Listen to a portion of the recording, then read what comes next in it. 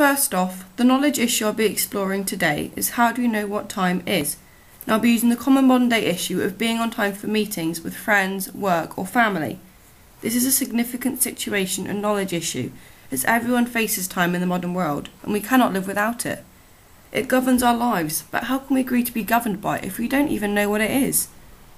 The main issue with time is that there's the human concept of time with hours, days, weeks and years, the natural concept of time with days, nights and seasons, and the biological concepts of time that our bodies follow. These will be the three main types of time that I'll be analysing, and I'll come to a conclusion about what time really is based on these. First, natural concepts. Seasons are the most logical concept as they're based on spring, summer, autumn and winter, and are generally equal in terms of how much time they take up, though in England it's often argued that there is no summer. This is because summer is stereotypically viewed as being sunny, with warm season sun cream. However, in England, there isn't usually a summer to this description. This is because the Earth spins round and orbits the Sun. The spinning around bit causes day and night, and the orbiting is what we call a year and takes 365 days. However, the Earth isn't placed straight up. It's at an angle, and there's an imaginary line going across the centre of the Earth known as an equator. The equator splits the Earth into the southern and northern hemisphere, and depending on which one is facing the Sun. The one which isn't determines the season of that particular part of the planet. The reason England doesn't have a particularly warm summer is because we're about halfway between the top of the planet and the bottom in the southern hemisphere. And if you go close to the equator, seasons become less apparent and can even become non-existent. The issue with this is that different seasons are at different times at different places on different parts of the planet, and therefore this isn't a constant measure of time, even though we base a year on it.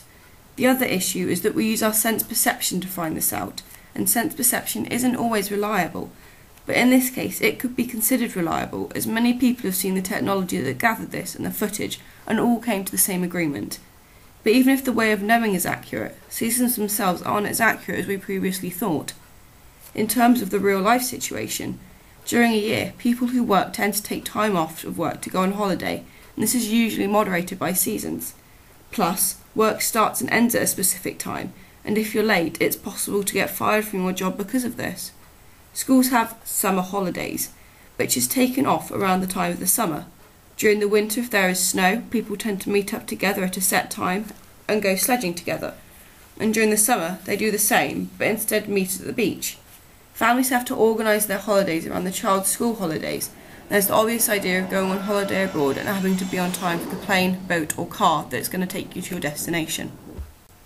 Now we move on to social concepts, with everything from years, each with 12 months, with roughly 3.5 weeks in each with 7 days, each with 24 hours, each with 60 minutes and each minute with 60 seconds.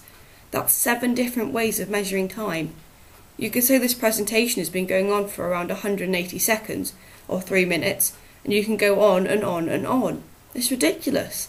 So why do we need so many, especially when things like weeks don't even fit into years or months? There's also the problem of the past, the present and the future. It's often considered that the past is stuck and cannot be changed, and the future can be anything. A theory known as presentism is a philosophical doctrine that only events and entities that occur in the present exist. Anything in the past or future doesn't exist. So for them, the beginning of this presentation wasn't real. This theory clashes with externalism, which is what most of us believe, that at any point in time is just as real as the next, and with the growing block view, that the present and past is real but the future is not. Personally, this is the most logical, as there's no way to know for sure that the future will happen, and until we know for sure, it should be considered non-existent. This is how philosophers such as Descartes believed, and he believes that we're trapped in solipsism. Even though Descartes has his own view about what is real or not, solipsism is what a lot of philosophers tend to believe in. It's the view that the mind is the only thing that's real, and because of this, time doesn't exist. However, going back to the issue of past, present and future, these are all man-made concepts, and therefore aren't necessarily true of time.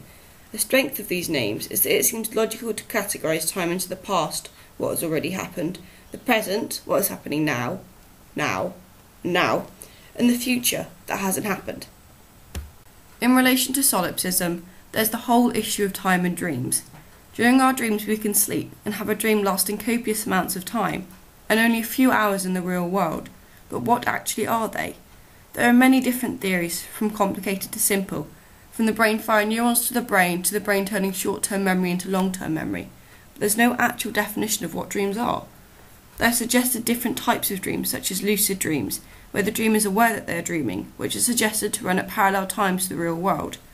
There are daydreams, which everyone has experienced at least once, nightmares, which tend to occur more frequently in childhood, recurring dreams, psychic dreams, falling dreams, mental dreams, and on and on and on.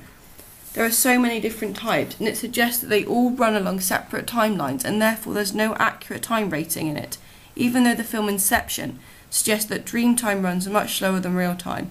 There is a scaling effect, such that if you dream within a dream, time passes even more slowly. So 5 minutes of real time equals 1 hour of dream time, and a 5-minute dream inside a dream equals 1 week, and a second level dream, and so on. However, many psychologists and scientists have tried to prove this without success, though it's generally accepted that time does run faster in dreams. Dream time, though, would be considered more of a natural time, as it's a time that the body creates for itself, rather than a time that we ourselves have created. No matter what happens, you go to sleep when it gets dark, dream a whole day, wake up, and it's light. This is both natural sleep, as the dream world was faster, and as humans, we feel we should place a label on it. There's an obvious link to the real-life situation here.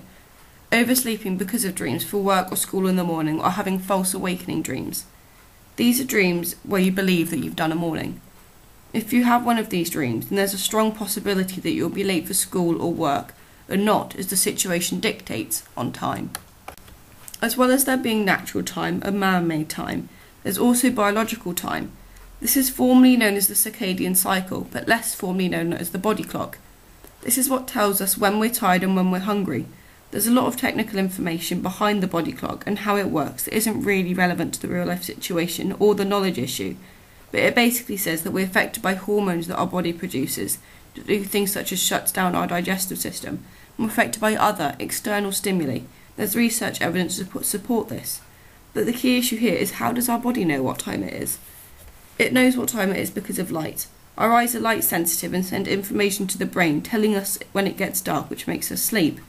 These are external stimuli, so even when you want to keep awake, stay in bright light. There's also the food clock that tells us when you're hungry. This works hand in hand with the circadian cycle, as when we wake up, our bodies naturally need energy, and so we get hungry. During midday, the circadian cycle knows through the eyes that it's at the brightest part of the day, and we eat then. Finally, the body starts beginning to feel sleepy when it gets dark, and our body takes this as a cue to eat something before we sleep. However, the clock can be disrupted if we eat at irregular times or if we don't eat at the same time every day. That's the biological side of it, though. This relates to the real-life situation the clearest through jet lag. After coming off a plane and being in a country, say, 5 hours behind you, you'll feel sleepy and will have to adjust yourself to the time of the country you're in. If you have to meet someone and your body clock is telling you that it's 1 AM when it's actually only 7 PM, then you'll be tired and there's a possibility that you will be late for the meeting, as you're sleepy, probably don't know where to go, and you keep looking at the clock to check the time as you try and adjust. However, this is when the food clock kicks in. If this is the case, people can eat food at the correct time of the area where they're staying, and this will help the body adjust and get used to the time quicker, so that there's less chance of you being late for that meeting. Now it's time for TOK. Based on the 3 main points, the natural ideas, the man-made ideas, and the biological ideas, it should be easy to work out what time actually is. All of the ideas before have been found out and investigated using sense perception. We have to use our eyesight to see the time and the sun. There's the classic hearing the sound of the clock ticking away, or in the natural science, the idea of owls being associated with night and songbirds being associated with the day. Taste is incredibly important in the biological food cycle, along with smell. Touch, however, is slightly harder, as you can't touch the sun or the seasons. However, you can feel the heat from the sun during the day and the absence of it during the night, and you can feel the hands of a clock to tell what time it is. The other ways of knowing being reason, emotion, and language. Reason is used in all of the above. We use our reason to deduce that the sun means light, which is a measurement of time. We use it to deduce the past or the present and the future by saying that the present is now, the future will be, and the past has been. And we use it to deduce that even though there isn't a part of the body that moderates it, there's something that does, and it can be affected by external sources. Language is used consistently in everyday life, especially since you have to use language to communicate with other people in order to arrange the meeting in the first place. But it's also used to label time. Even the name is a form of language. Time. Past, future and present are all names derived from language. Years and spring, summer, autumn and winter are all names, and so is the body and food clock. But there has to be some form of communication involved behind this to communicate what they actually are. Children get taught the days of the week in first school, and theories such as the presentalist theory are obviously named after the present, but they're still long and complicated and use language. Emotion isn't used as much in relation to time. This is because time is generally something you see and hear. Even though it governs our lives, we have no emotional connection to it, as it isn't a physical thing, but simply an idea. Hence why breaking down the idea like this presentation has done allows people to realise that it's an idea rather than a governing official. So to conclude, what is time? Time is a label that we have given to an idea that governs our lives. It can be described in many different ways, and there are many different routes that can be taken in explaining what it is. But in its basic principle, it's nothing more complicated than the sun moving and the temperature changing.